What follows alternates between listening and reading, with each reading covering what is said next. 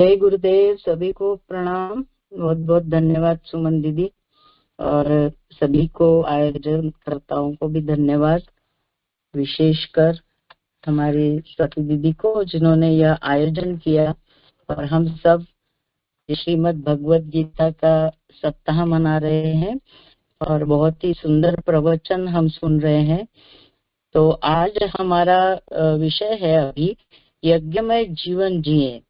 तो ये हम आज का जो प्रवचन है ये संस्कृति संजीवनी श्रीमद् भागवत एवं गीता, ये जो परम पूज्य गुरुदेव का वांग्मय है, 31वां वांग्मय, वहां से हम ये प्रवचन हमने लिया है।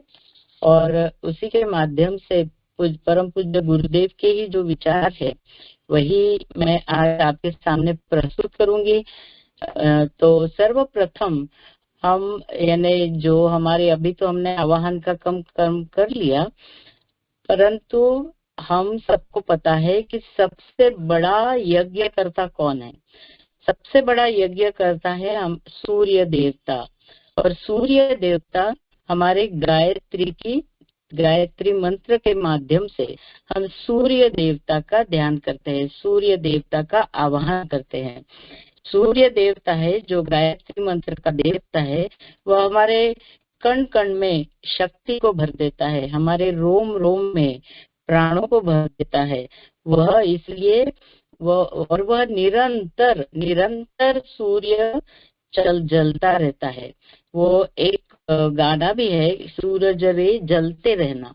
तो सूरज यदि नहीं जले तो सूर्य को जगत की आत्मा कहा गया है, और सूर्य ही सबसे बड़ा यज्ञ करता है। सूर्य यदि जलता रहेगा तो धरती पर शक्ति रहेगी, धरती पर प्राण रहेगा।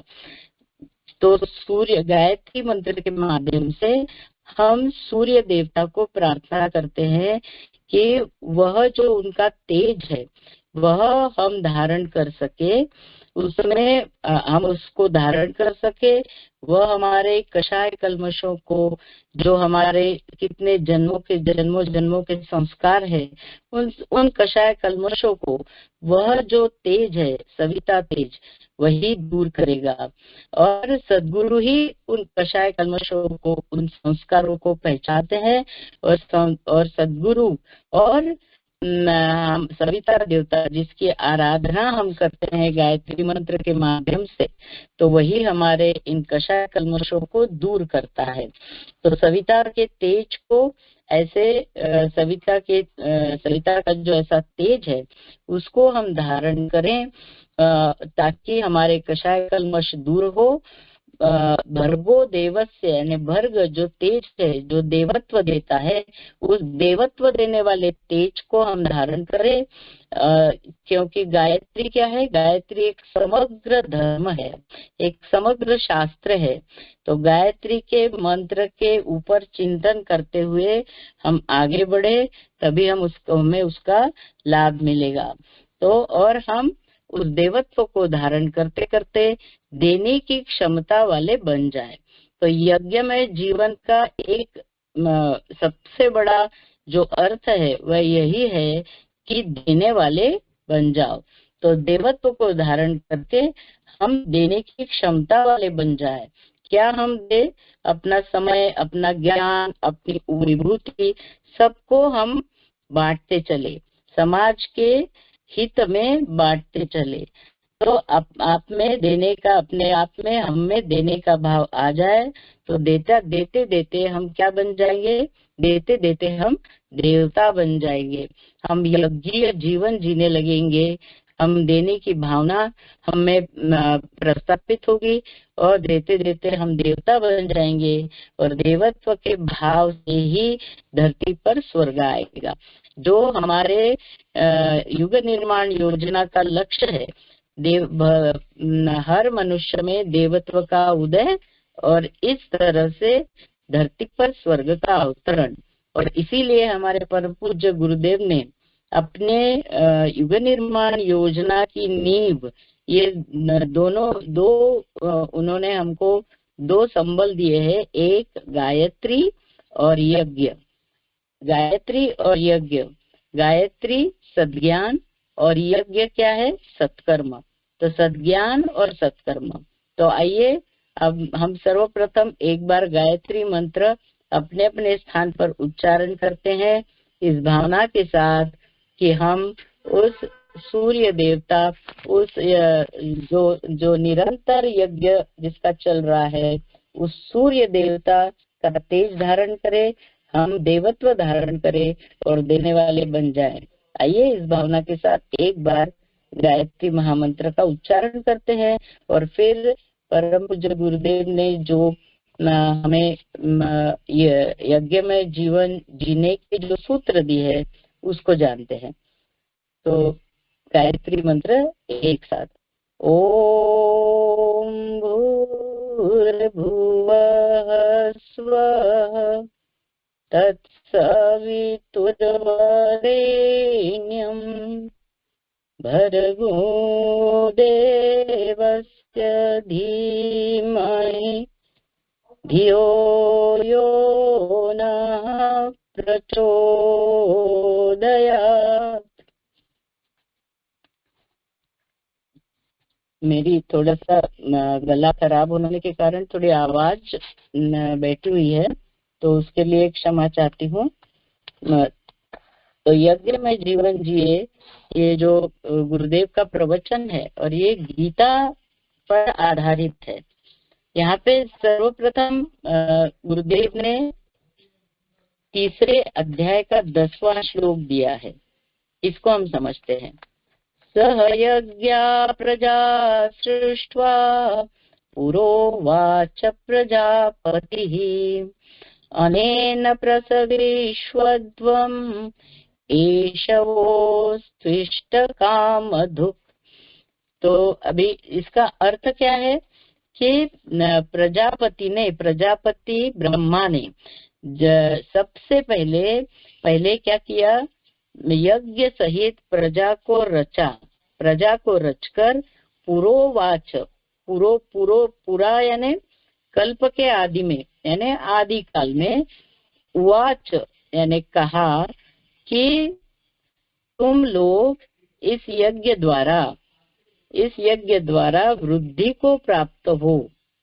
यज्ञ सहित प्रजापति ब्रह्मा ने सृष्टि की रचना की और कहा कि तुम लोग इस यज्ञ के द्वारा वृद्धि को प्राप्त हो, तुम लोग फलो फूलो और इच्छित कामनाओं को, यह यज्ञ तुम्हें इच्छित कामनाओं को देने वाला बने। तो ये श्लोक गुरुदेव ने सबसे पहले लिया है और फिर बताया कि सृष्टि के प्रारंभ में प्रजापति ब्रह्मा ने मनुष्यों को यज्ञ के साथ ही उत्पन्न किया था। मनुष्य और यज्ञ, गुरुदेव कहते हैं मनुष्य और यज्ञ जुड़वा भाई है। मनुष्य और यज्ञ साथ साथ पैदा हुए, साथ साथ उत्पन्न हुए, तो और इनका बहुत गहरा संबंध है। तो ऐसे कहते हैं कि मनुष्य जन्म प्राप्त होना बहुत ही दुर्लभ है। मनुष्य जन्म को प्राप्त होना बहुत ही दुर्लभ है और मनुष्य योनि ही ऐसी है, मनुष्य ही एकमात्र प्राणी ऐसा है कि जिसको कर्म करने का अधिकार भगवान ने दिया है, जिसको कर्म करने का अधिकार दिया है। तो इसीलिए मनुष्य योनि को कर्म योनि कहते हैं और मनुष्य भोग योनि भी है। इतर प्राणियों के जैसा मनुष्य भोगता भी है और वह कर्म भी करता है। तो इसको मनुष्य को गुरुदेव कहते हैं कि मनुष्य को परमात्मा ने, भगवान ने सोचने की शक्ति दी, बोलने की शक्ति दी, सब कुछ करने की शक्ति दी। क्यों दी? क्योंकि वह अपने कर्मों से अपने लक्ष्य को प्राप्त हुए, यानी मनुष्य जीवन का जो लक्ष्य है उसको वह प्राप्त हो। इसलिए मनुष्य का जन्म हमें मिला है। मनुष्य जीवन का क्या लक्ष्य है? तो मनुष्य हमेशा, हमारा सबका अनुभव है कि हम सब सुख के पीछे भाग रहे हैं। पूर्ण आनंद की प्राप्ति के लिए हर मनुष्य का कर्म कर रहा है। हर मनुष्य कर्म किस लिए कर रहा है? पूर्णत्व की प्राप्ति के लिए, क्योंकि उसको उसमें अभाव दिखाई देता है, उसको पूर्ण सुख की प्राप्ति नहीं हुई है, तो वो पूर्ण लक्ष्य, पूर्ण सुख की प्राप्ति के लिए मनुष्य भटक रहा है। परंतु वह कहाँ पे सुख को कहाँ खोजता है? बाहर खोजता है। वह यह भूल गया है कि उसको परमात्मा ने इस पर, यानी परमात्मा ने या उसको मनुष्य जन्म क्यों मिला, तो ये वह भूल गया है और बाहरी जगत के लिए भोग भोगने में ही मनुष्य लगा हुआ है। तो गुरुदेव कहते हैं कि मनुष्य जीवन यज्ञमय होना चाहिए। इसलिए पर प्रजापति ब्रह्मा ने जब सृष्टि की रचना की तो उसने मनुष्य के साथ साथ यज्ञ को भी उत्पन्न किया, तो मनुष्य में मनुष्यता जब होगी तब उसमें अवश्य ही यज्ञीय भावना होगी। तो मनुष्य में मनुष्यता होनी चाहिए, मानवता होनी चाहिए।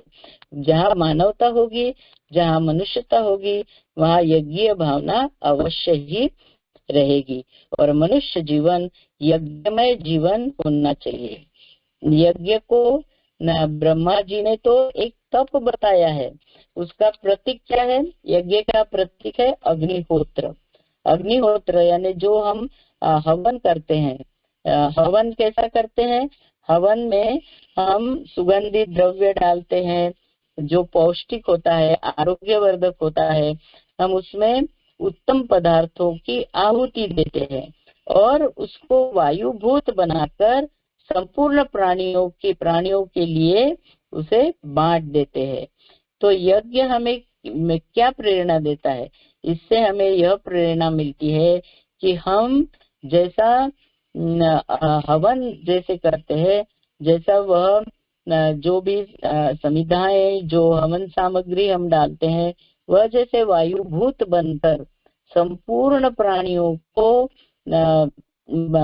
के लिए पौष्टिकता, आरोग्य प्रदान करती है, वैसे ही हम हमारे कमाई का, हमारे पास जो कुछ भी है, हमारे कमाई का दूसरों के परोपकार के लिए, दूसरों के हित के लिए उसका एक हिस्सा उन्हें दे, तो हमें उदारता आए। तो यज्ञता एक अर्थ ये भी है कि उदारता की भावना, तो अग्निहोत्र जो है ये इसके पीछे जो आदर्शवादिता है, आदर्शवादिता का समावेश है, वस्तुतः उसे ही यज्ञ कहते हैं। तो इसके पीछे जो आदर्शवादिता है, जो उदारता है, जो दूसरों के हित में कर्म करने की जो सीख है, जो निष्काम कर्म करने की, यानी निस्वार्थ भावना से कर्म करने की जो सीख इससे मिलती है, जो यज्ञ, उसी को यज्ञीय भावना कहते हैं। तो वो उसका समावेश हम में हो और इसमें इन भावनाओं का उत्कर्ष ही धर्म का मूल प्रयोजन है, ऐसे गुरुदेव कहते हैं। और यह अग्निहोत्र जो हम स्वाहा करते हैं, ये तो केवल एक बाह्य कलेवर है, परंतु उसके पीछे जो मूल भावना है वह क्या है? परमार्थ की भावना, यानी दूसरों के हित के लिए कर्म करना, निस्वार्थ भावना से कर्म करना, दूसरों का हित हो यह सोचकर कर्म करना। तो ये है मूल भावना, इसमें होती है परमार्थ की भावना।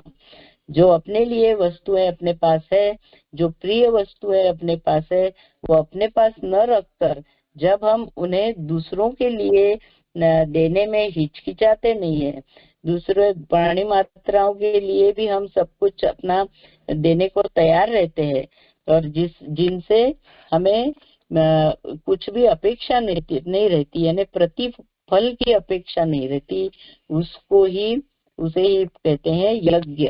और वही है यज्ञीय भावना, जो परम पूज्य गुरुदेव ने इस प्रवचन के माध्यम से बताई है।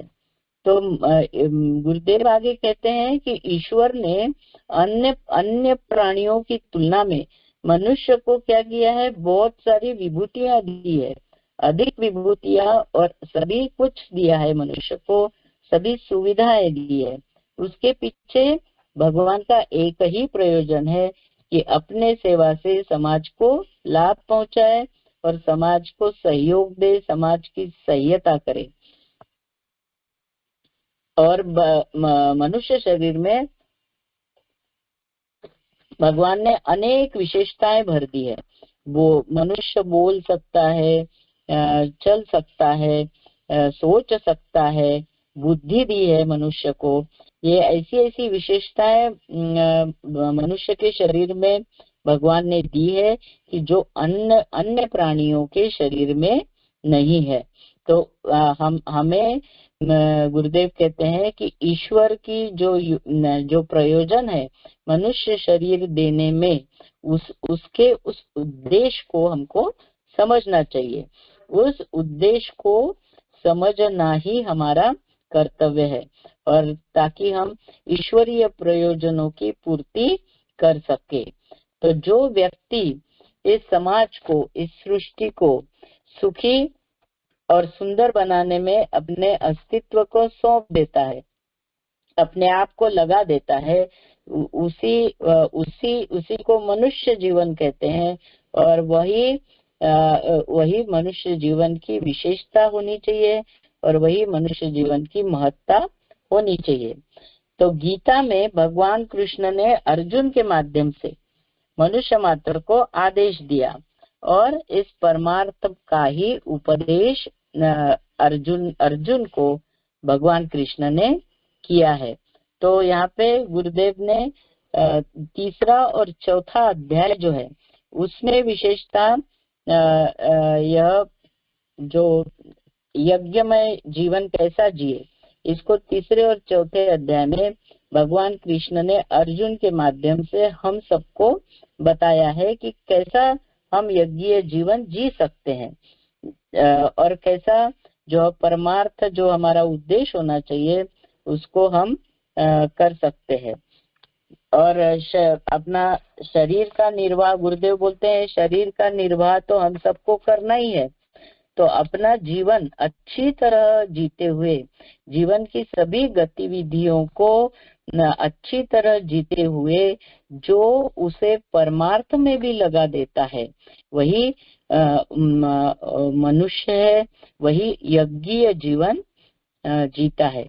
जो इसका समन्वय कर लेता है, यानी जीवन की जो गतिविधियां हैं, जो संसार में रहते हुए जो हम व्यवहार करते हैं, वह व्यवहार और उसके साथ साथ ही परमार्थ की भावना जब हम में रहती है, तो वही सही जीवन जीता है।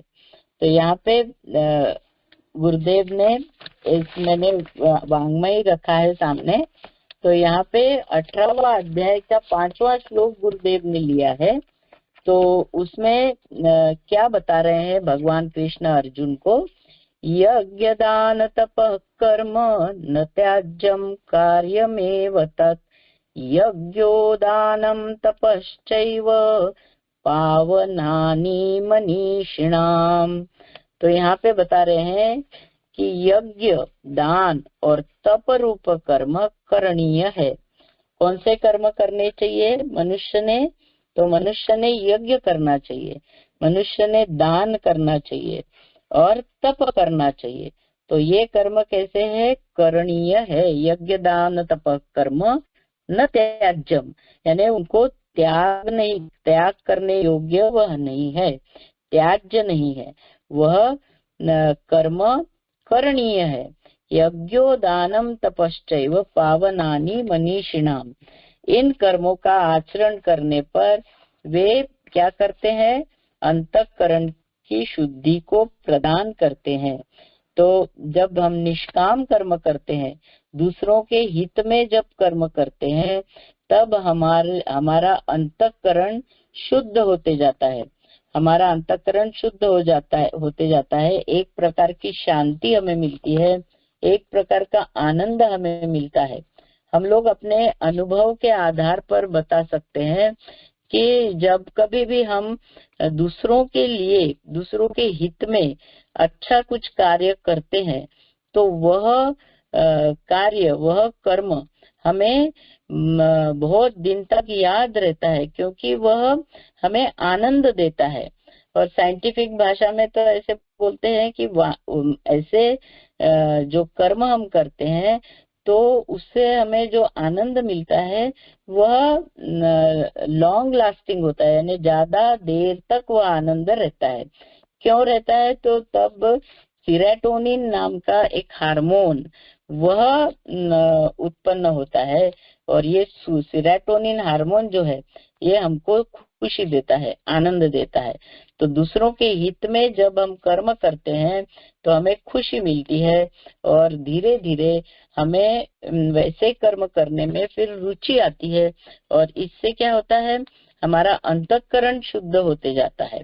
जब हम दूसरों के हित में कर्म करते हैं और कोई उससे कुछ भी अपेक्षा नहीं करते हैं, उससे प्रतिफल की अपेक्षा नहीं करते, तो क्या होता है कि हमारा मन, हमारा अंतःकरण शुद्ध होता है, हमारी वृत्तियां शुद्ध होने लगती है। तो यहाँ पे इस श्लोक में यही दिया है कि ये जो यज्ञ, दान और तप है, ये कर्म करणीय है, इन्हीं कर्मों को करना चाहिए, और इन कर्मों का आचरण करने पर अंतःकरण शुद्ध होता है। और ये अंतःकरण की शुद्धि से क्या होता है, मन शांत होता है, मन स्थिर होता है, और जब मन स्थिर होता है तब फिर हम उस परमात्मा का ध्यान कर सकते हैं, हमारी आत्मोन्नति होती है। इस प्रकार आत्मोन्नति के लिए भी यह बहुत ही आवश्यक है। तो साधक को श्रद्धा और भक्ति पूर्वक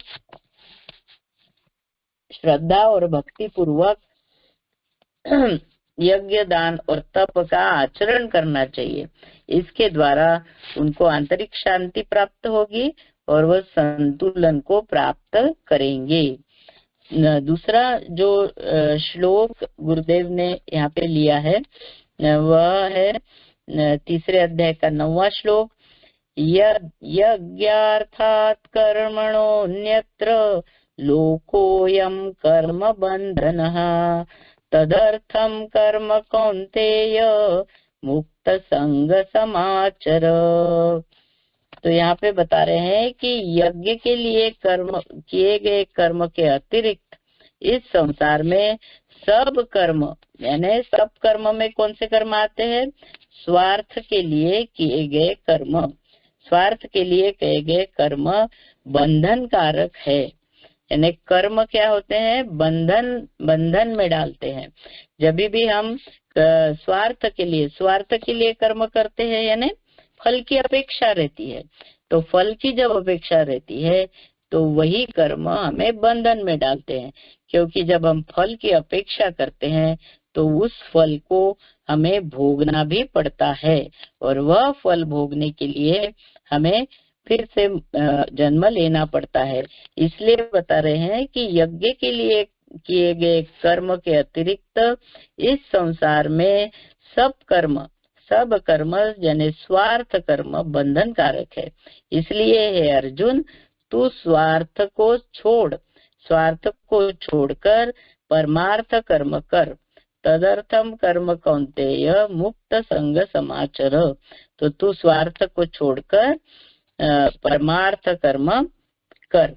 तो ये यहाँ पे इसका यानी अर्थ है 9वें श्लोक जो गुरुदेव ने लिया है। तो ये परमार्थ की भावना या यज्ञीय कर्म कैसे करना चाहिए, तो वो इन श्लोकों के माध्यम से हम समझ रहे हैं। तो जो यज्ञ आचरण करता है उसके सारे कर्म विलीन हो जाते हैं। गीता में बताते हैं कि जो यज्ञीय कर्म करते हैं, यानी जो निस्वार्थ कर्म करते हैं, निष्काम कर्म करते हैं, उनके सारे कर्म यानी उनके जो कर्म के संस्कार है वो धीरे धीरे विलीन होते जाते हैं, और इस तरह से अंतःकरण शुद्ध होते जाता है। अभी फिर से गुरुदेव ने वो 10वां जो श्लोक है 3रे अध्याय का वही लिया है। सह यज्ञा प्रजा सृष्ट्वा पुरोवाच प्रजापतिः अनेन प्रसविष्वध्वम् एषवोस्त्विष्ट कामधुक्। सृष्टिकृत ब्रह्मा ने सृष्टि के आदि में यज्ञ सहित प्रजा का निर्माण कर कहा कि इस यज्ञ के द्वारा तुम वृद्धि को प्राप्त हो और यह यज्ञ तुम्हारे लिए इच्छित कामनाओं को करने वाला बने। तो होवे या इच्छित कामों, अब तुम्हारे इच्छित जो कामनाएं हैं उसको पूर्ण करे। तो यहाँ पे बता रहे हैं कि सृष्टिकर्ता ने भी यज्ञ सहित प्रजा का निर्माण कर कहा कि तुम यज्ञ करो और फूलो फलो, तुम वृद्धि को प्राप्त हो जाओ। यज्ञ का अर्थ, दूसरा अर्थ क्या है यज्ञ का? समर्पण बुद्धि और सेवा भाव से किए हुए कर्म। समर्पण बुद्धि और सेवा भाव से किए हुए कर्म। तो यहाँ पे सृष्टिकर्ता यानी उसका उदाहरण क्यों दिया? क्योंकि प्रकृति में सर्वत्र क्या दिखाई देती है? यज्ञ की भावना दिखाई देती है। सृष्टि में सर्वत्र यज्ञ चल रहा है। ये सृष्टि ही यज्ञ से चल रही है। सृष्टि का न्यूक्लियस जो है, सृष्टि का केंद्र है यज्ञ।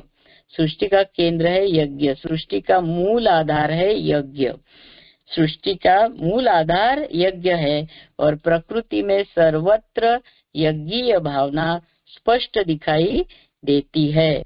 सूर्य प्रकाशित होता है, सूर्य प्रकाशित होता है, चंद्रमा प्रकट होता है, समुद्र स्पंदित होता है और पृथ्वी प्राणियों को धारण कर रही है। ये सब क्यों हो रहा है? ये सब मातृभाव से हो रहा है, यह यज्ञीय भावना से हो रहा है। तो सृष्टि में सारा खेल यज्ञ से ही चल रहा है। चारों तरफ, इसके चारों तरफ जो खेल चल रहा है, जो सारा का सारा जो निर्माण चल रहा है, जो प्राणी मात्र निर्माण हो रहे हैं, पेड़ पौधे, पर्यावरण, ये सब यज्ञ के द्वारा ही हो रहा है। तो ये बता रहे हैं कि सृष्टि में सर्वत्र यज्ञ चल रहा है। तो इससे हमको प्रेरणा लेनी चाहिए कि मनुष्य भी यज्ञीय भावना से कर्म करे।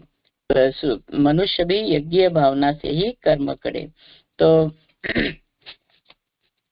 सारी सृष्टि एक दूसरे के सहयोग से और यज्ञीय भावना से चल रही है।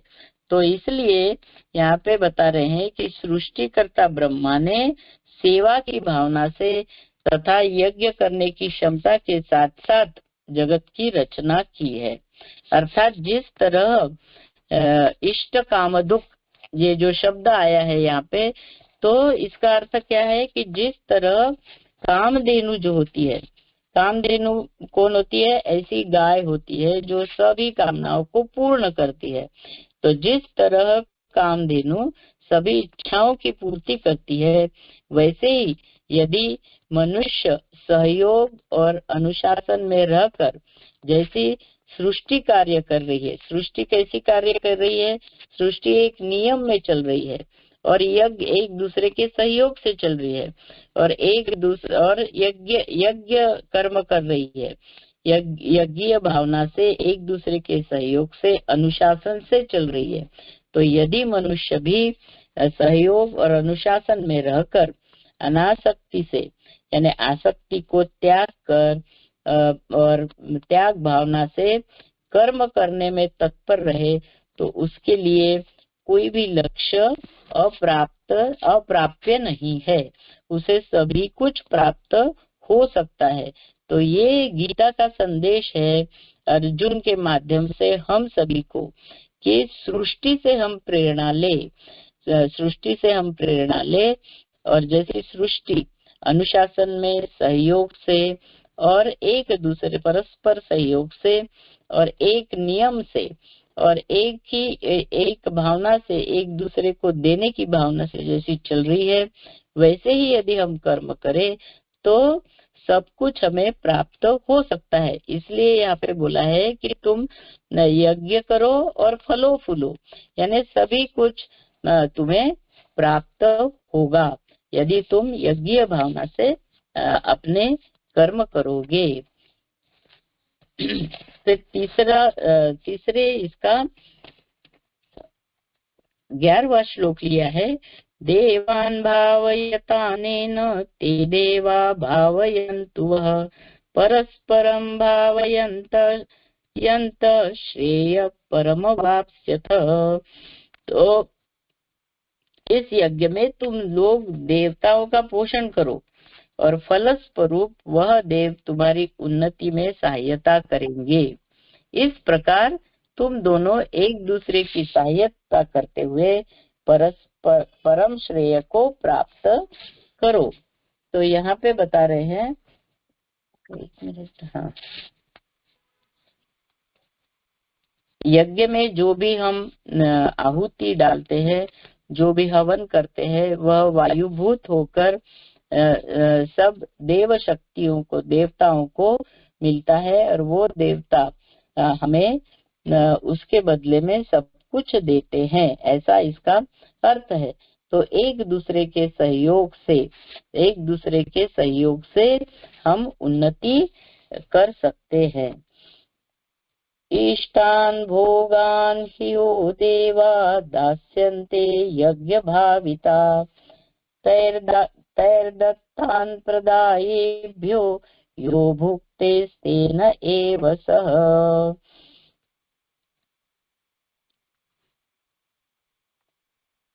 यहाँ पे इसका ये समझा रहे हैं कि यज्ञ द्वारा अभिवर्धित परिपोषित देवत्व तुम्हें आवश्यक सुख साधन स्वतः ही प्रदान करेंगे, पर यदि तुम यज्ञ से विमुख हो गए और स्वार्थी ही बने रहे तो तुम निश्चय ही चोर कहलाओगे। तो यहाँ पे बता रहे हैं कि जो स्वार्थ से नहीं है यहाँ पे। नहीं, ठीक है, हाँ ठीक है। तो यज्ञ के द्वारा परिपोषित देवत्व तुम्हें सुख साधन स्वतः ही प्रदान करेंगे। जब हम यज्ञ भावना से कर्म करेंगे तो अपने आप हमें वह सब देव शक्तियां सब कुछ प्रदान करेंगी। तो इस गीता में तो यहाँ तक कहा है कि जो निस्वार्थ भावना से कर्म नहीं करता और स्वार्थ के कारण ही कर्म करता है, तो वह, यानी यदि हम स्वार्थी बने रहें तो निश्चित ही चोर कहलाएंगे। अपने पास जो है वह यदि दूसरों को नहीं बांटा, अपने पास जो है वह समाज के लिए यदि नहीं लगाया, तो फिर हम निश्चित ही चोर कहलाएंगे।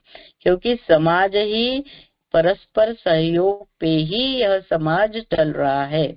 हम आज जो है, हम जो भी है, हमको एक छोटी सी वस्तु चाहिए तो उसके लिए कितने लोगों का सहयोग लगता है।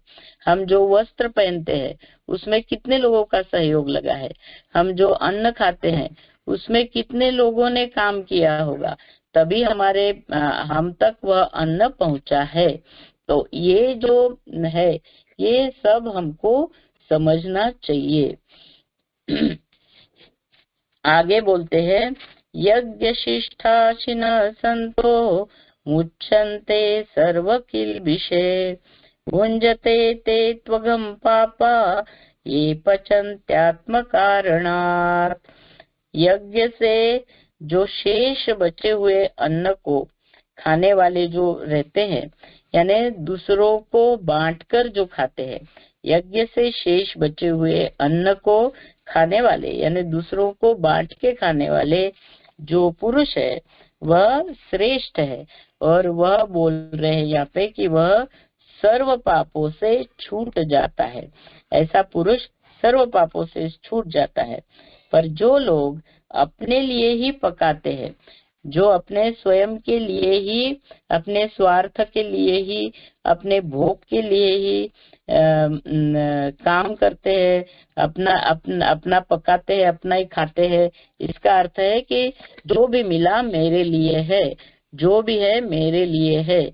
ये भावना जब जिसमें रहती है तो वो क्या है, वो तो पापी ही है, वह तो मानो पाप ही खाता है। यहाँ तक यहाँ पे बता दिया है कि वह तो मानो पाप ही खा रहा है।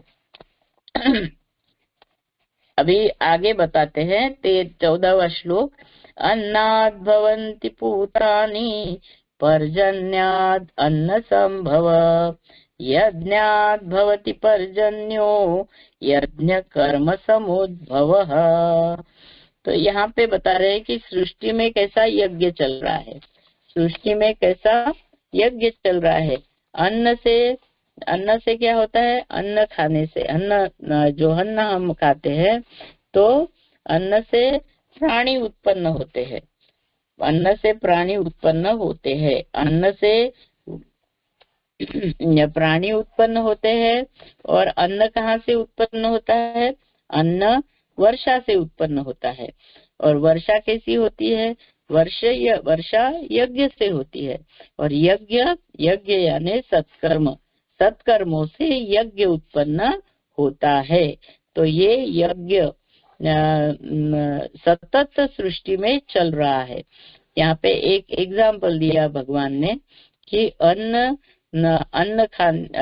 से प्राणी उत्पन्न होते हैं, और वर्षा से अन्न उत्पन्न होता है, और वर्षा यज्ञ से होती है। तो अर्थात इसका नाम क्या है, यज्ञ यानी सत्कर्म, यज्ञ यानी सत्कर्म। तो सत्कर्मों का ही दूसरा नाम यज्ञ है। कर्म ब्रह्मोद्भवम सिद्धि ब्रह्माक्षर समुद्भवम, तस्मात् सर्वगतं ब्रह्म नित्यं यज्ञे प्रतिष्ठितम। और परमात्मा से, इसका ही आगे का यह है कि परमात्मा से सद्ज्ञान उत्पन्न होता है, सद्ज्ञान से सत्कर्म उत्पन्न होते हैं।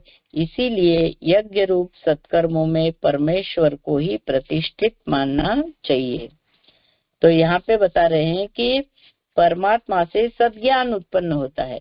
हमें हमारे परम पूज्य गुरुदेव ने जिन्होंने गायत्री की साधना की, जो गायत्रीमय हो गए और उन्होंने यज्ञमय जीवन जिया, और उन्होंने हमको 2 मंत्र दिए, गायत्री या 2 सूत्र दिए जीवन जीने के लिए। एक गायत्री मंत्र जो क्या बताता है, सद्ज्ञान, और एक यज्ञ बोलता है सत्कर्म। तो सद्ज्ञान को सत्कर्म में परिवर्तित करना है, सद्ज्ञान को सत्कर्म में परिवर्तित करना ही जीवन जीने का सही तरीका है।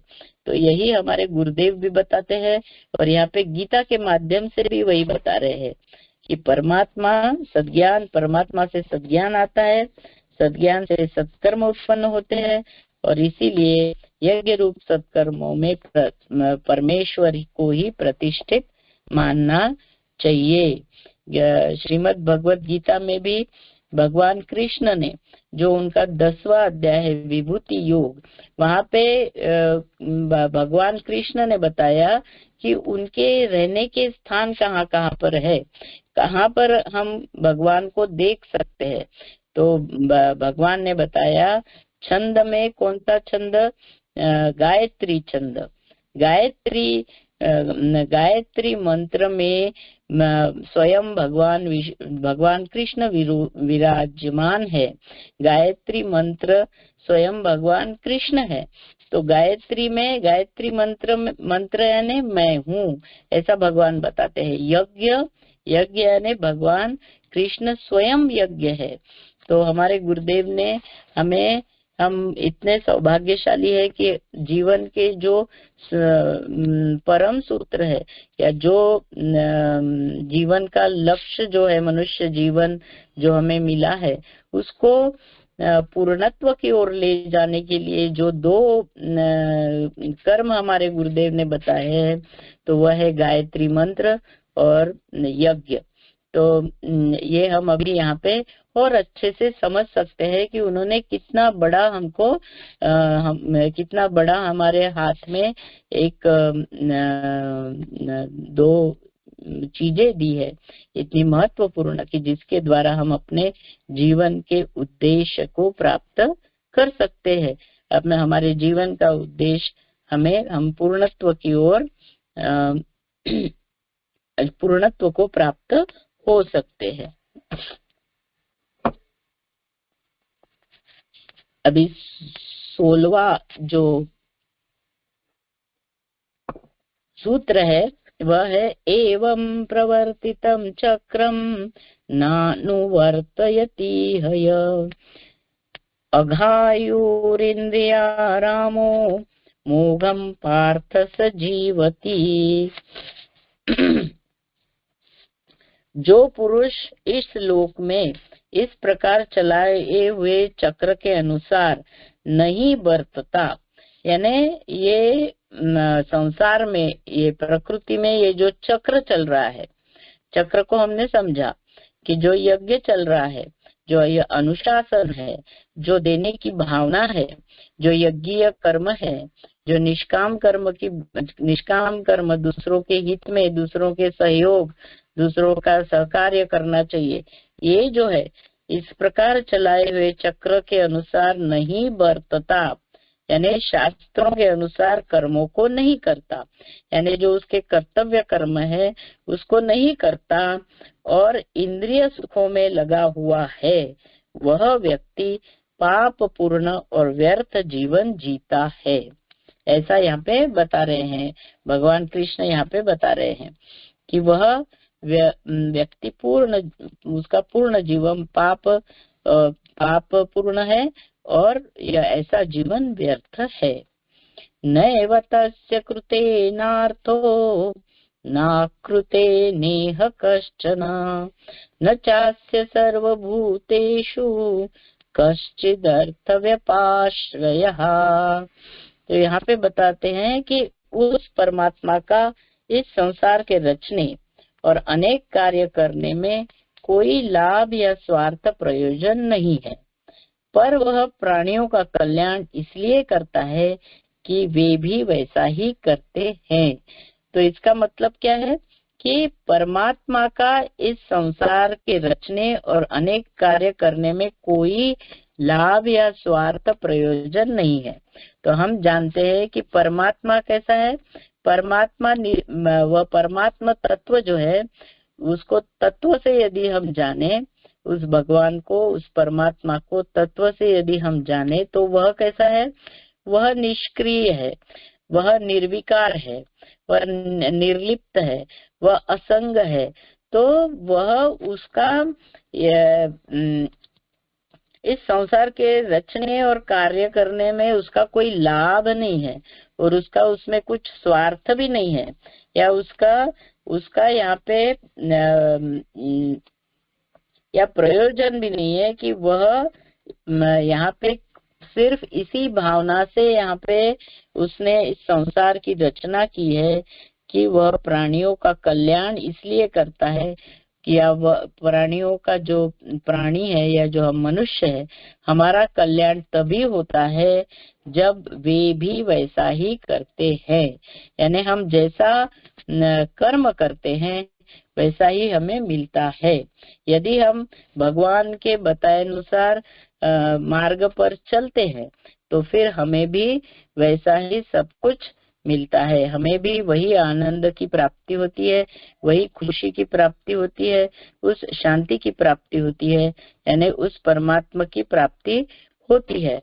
तो वही यहाँ पे बता रहे हैं कि उसका लाभ या स्वार्थ का प्रयोजन नहीं है संसार को रचने में, पर वह प्राणियों का कल्याण इसलिए करता है कि वे भी वैसा ही करते हैं, वे भी वैसा ही करते रहें।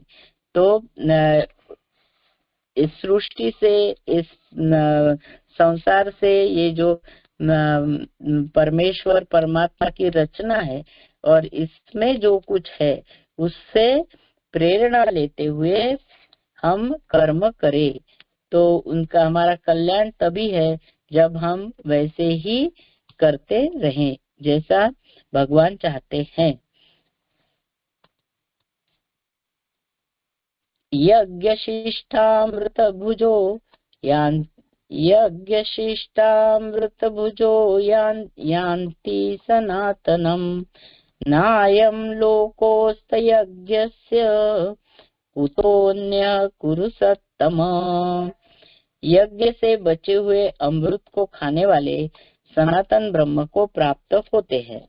यानी जो यज्ञ से बचे हुए अमृत को, यानी जो हमको जो भी प्राप्त हुआ है, जो भी कुछ मिला है, उसको यदि बांटते हुए, उसको दूसरों के हित में लगाते हुए, यानी यज्ञ करते हुए जो भी कुछ हमारे लिए बचता है उससे उसको यदि हम खाएं या उसका ही उपभोग यदि हम लें तो वह ब्रह्म को प्राप्त होते हैं, उन्हें ही उस परमात्मा की प्राप्ति होती है। यज्ञ रहित पुरुष का तो यह लोक भी नहीं है।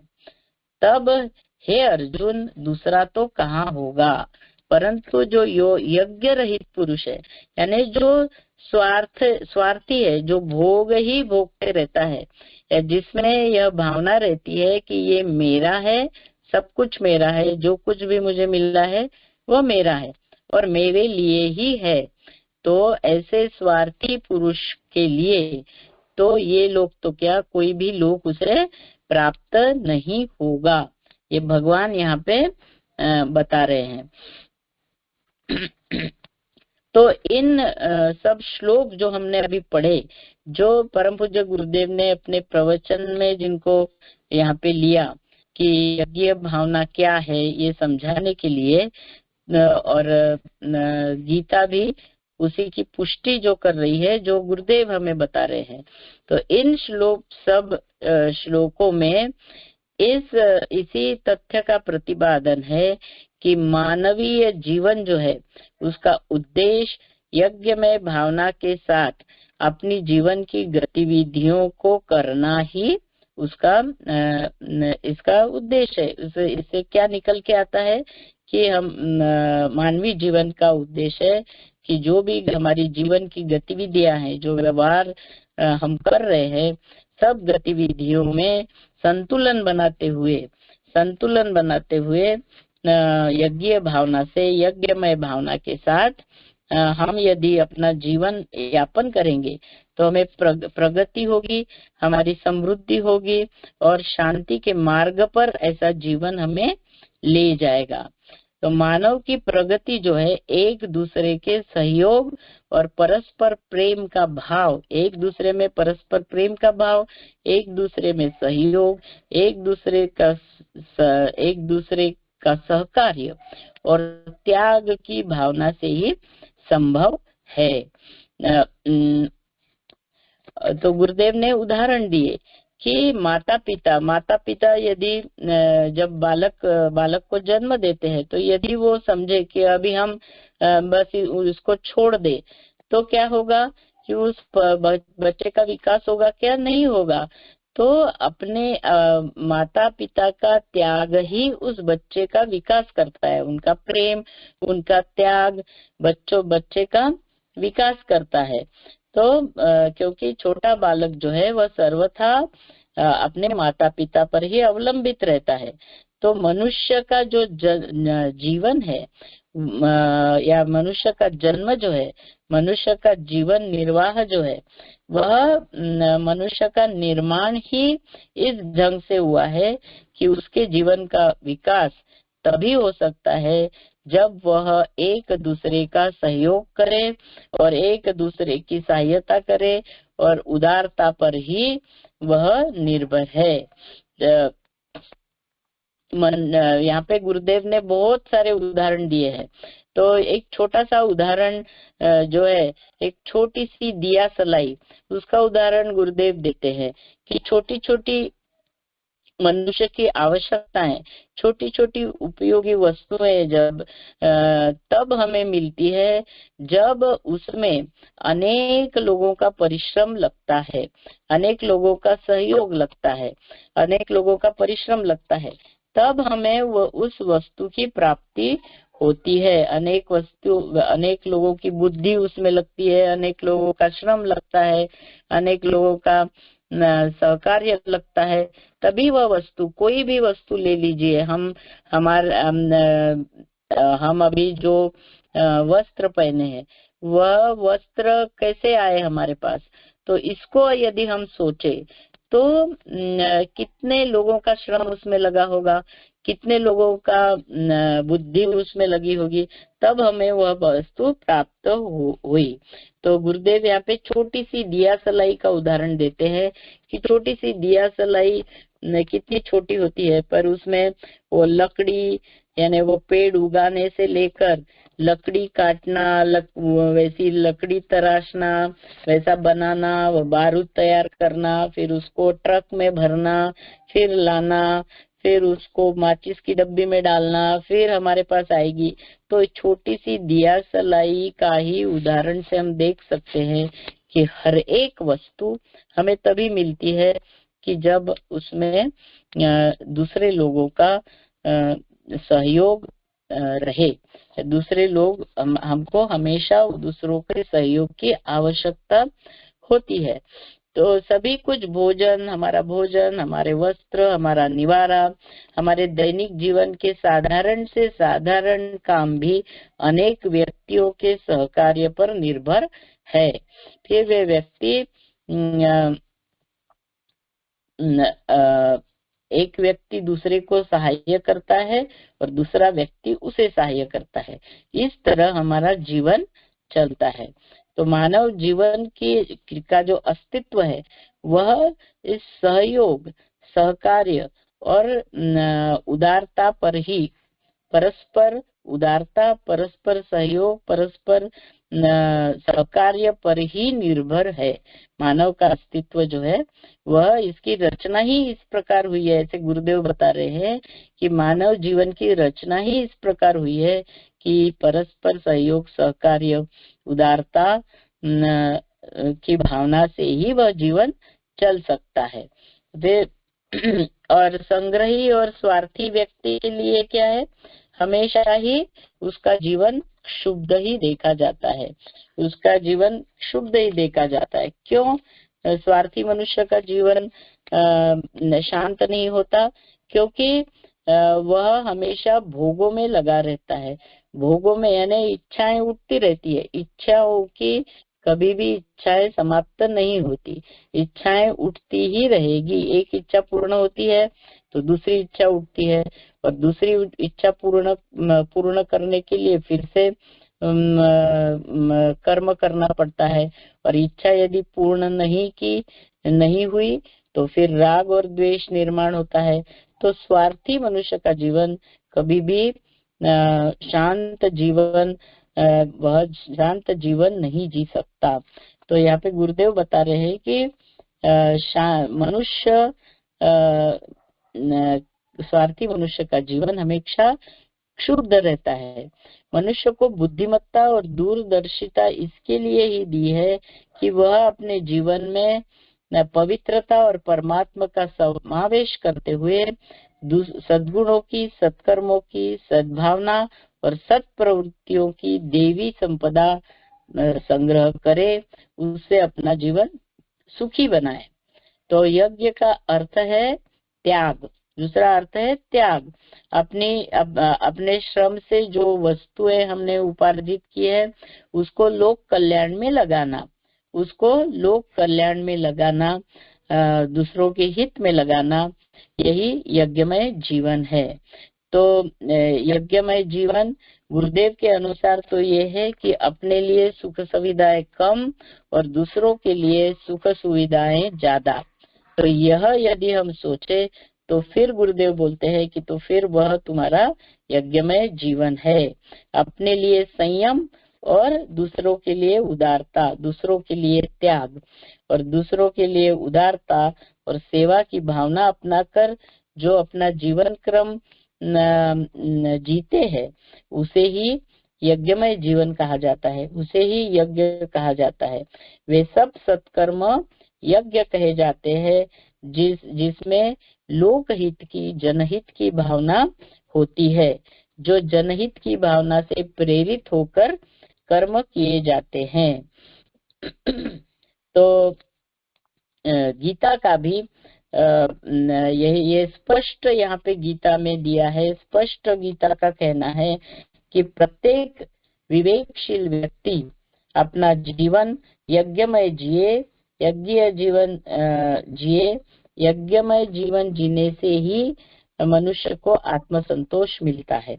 आत्मसंतोष मिलेगा और अपने जीवन की लक्ष्य की पूर्ति वह कर सकेगा। जीवन का लक्ष्य क्या है? आनंद की प्राप्ति। तो अखंड आनंद की प्राप्ति, जो आनंद कभी भी समाप्त न हो, उसकी प्राप्ति तभी होगी जब वह निस्वार्थ भावना से काम करेगा, निष्काम भावना से अंतःकरण को शुद्ध करेगा। शुद्ध अंतःकरण होगा तो मन शांत होगा, शांत मन होगा तो वो परमात्मा के ध्यान में लगेगा, और परमात्मा का ध्यान करने से उस परमात्मा तत्व की प्राप्ति की ओर हम बढ़ेंगे, और जब पूर्णत्व की प्राप्ति होगी तभी जीवन का लक्ष्य पूर्ण होगा। तो गुरुदेव कहते हैं कि ऐसा जीवन जो जीता है उसे सज्जन कहते हैं, और सज्जनों का जीवन हमेशा सद्भाव और शांति से परिपूर्ण होता है, और सज्जनों को हमेशा लोग सहकार्य करते हैं, और इसके कारण उसका जीवन और भी अच्छे से वह जीवन यापन कर सकता है। तो और यज्ञीय जीवन जीने से दूसरा एक फायदा ये है कि आंतरिक गुण, हमारे आंतरिक सद्गुण दिन ब दिन बढ़ते जाते हैं।